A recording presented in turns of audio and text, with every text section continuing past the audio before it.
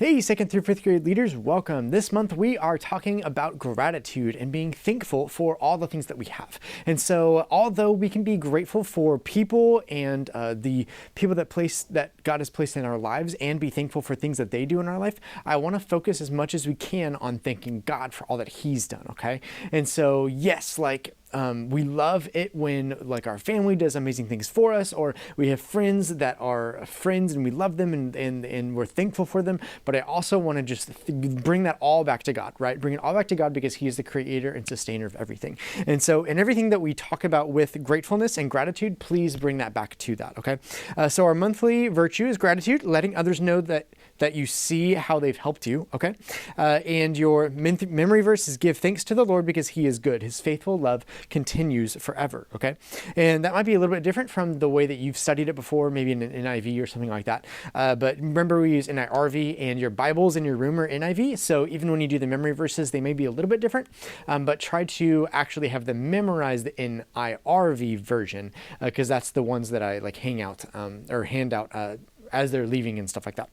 Anyway, okay.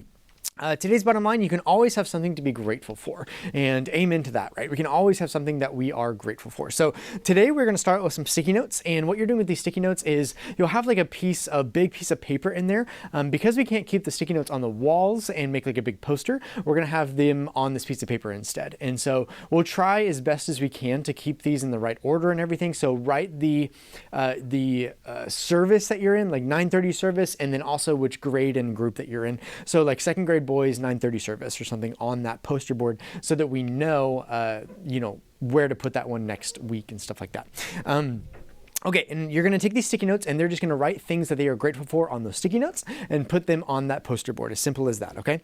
And so that's just getting them started to think about gratefulness, but then we're going to really be talking about it and break it down after that, okay?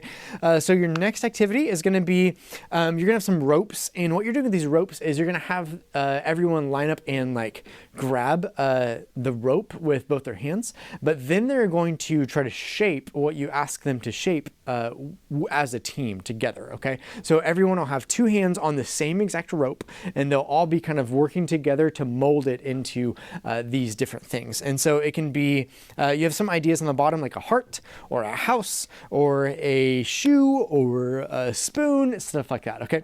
And so have them try to work together to mold that into the shape of whatever you're calling out, okay? And you can do this in two teams as well and make it a competition if you have enough kids to do that too. I think that would be a really fun competition. But again, those are things that we are going to be grateful for. Next, you have a scavenger hunt activity page that the kids are going to do after you hear the Bible story. So with the scavenger hunt activity page, you're trying to get them to look for things that are in the room that match the activity page, okay? And so as they do this, what you're trying to get them to do is look around them to see what they are actually grateful for and to identify those things and write them down, okay? And so try to have them do that with looking around and seeing what all is in the room for that scavenger hunt. And then you can have them pair up too for this activity. So have them in groups of two. So that way it's not, every man for himself and whatnot. But then share some answers, share some things at the end on what they did discover in the room and find out the different answers from everyone.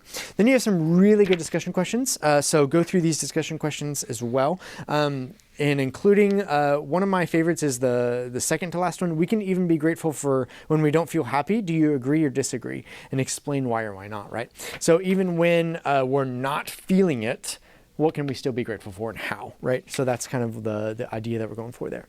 Next, you have an attitude of gratitude activity page. You are going to have this page, and what you're going to do is it's a scenario page. So you're going to explain the scenario to them, and then you're going to ask them to think of a way that they can be grateful in that scenario if it was them, okay? And so as they do this, you can have them be in pairs again for this one if you want to.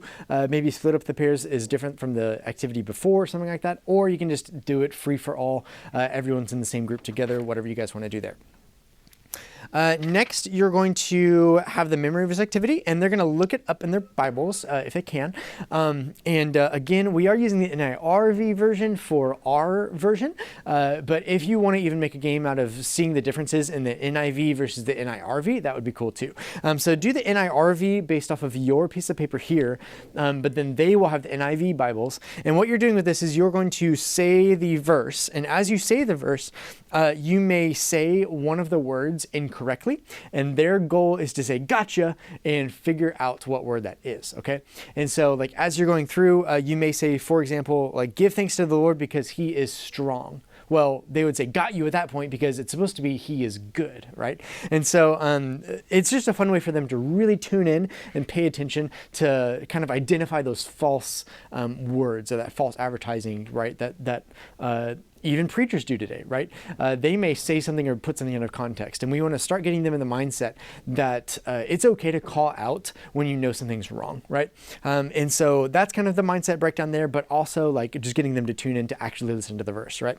And then you have your prayer activity. So as you pray, have them shout out things that they are grateful for, and maybe have them pray in these moments if you have some time too. Be like, okay, we're all going to go around the circle. We're all going to pray for something that we are grateful for and thank God for that thing, right?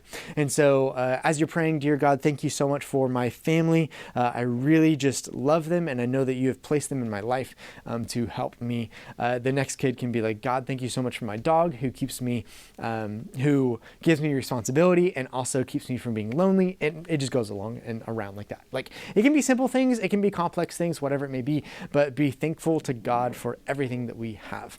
And that's it for this week, guys. Thank you guys so much for all that you guys do. We'll see you guys in a little bit.